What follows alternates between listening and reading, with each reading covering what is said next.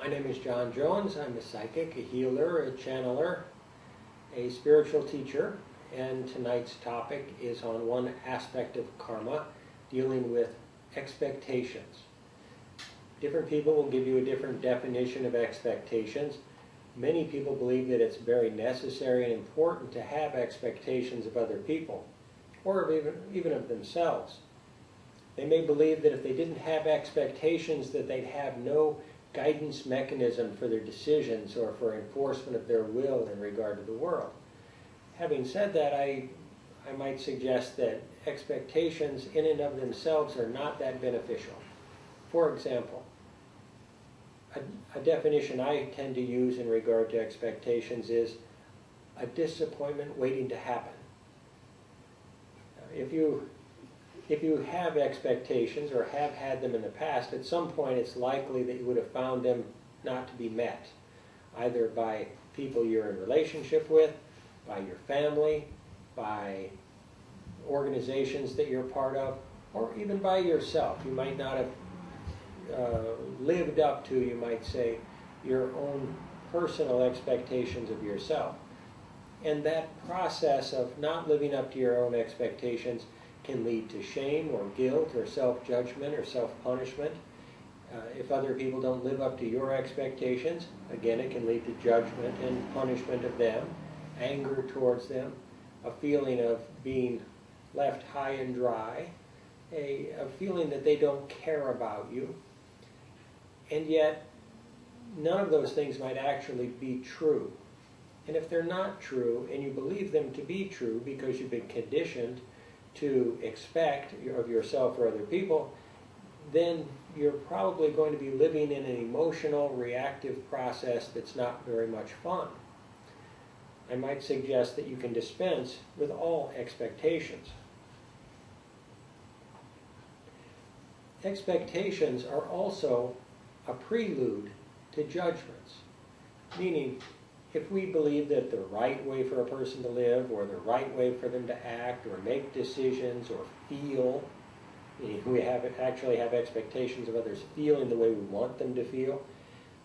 If we have those expectations, they're not going to be met, and quite often we'll judge other people for not measuring up to our own standards, our own beliefs, our own assumptions about life. And if we do that, we're generally going to decrease the quality of our lives in some significant way. If this occurs on a regular basis, which it does for most people, you can see that they're going to have disappointments daily, perhaps for their entire lifetime. This process of reactively being disappointed or dissatisfied or attached to a specific result that we expect to occur doesn't help us get what we want. A lot of people believe that if they don't have expectations, they won't get what they want out of life, or they won't get what they want from other people. In many organizations, the people who run the organization have very stringent expectations of the people who work for them, which can be very confining, cause a lot of stress, cause fear, cause unrest, cause workplace dissatisfaction. And those expectations, although they are used to control other people, and by the way, that's generally what most of us try to do with our expectations. We try to control other people using those expectations and validating and rationalizing why our expectations are better and righter and more important and more necessary than other people's expectations. When we do that, we limit other people. We limit their ability to experience life, to be interactive with us in a safe and trusting and loving way.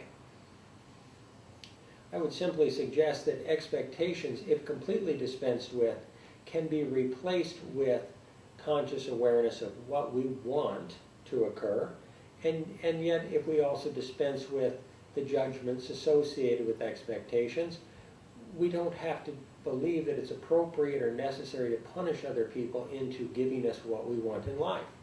We can find other modes of operation, other decision-making processes, other more caring, compassionate, understanding, and conscious and loving ways to interact with other people that don't involve abandoning them emotionally, mentally, socially, or spiritually.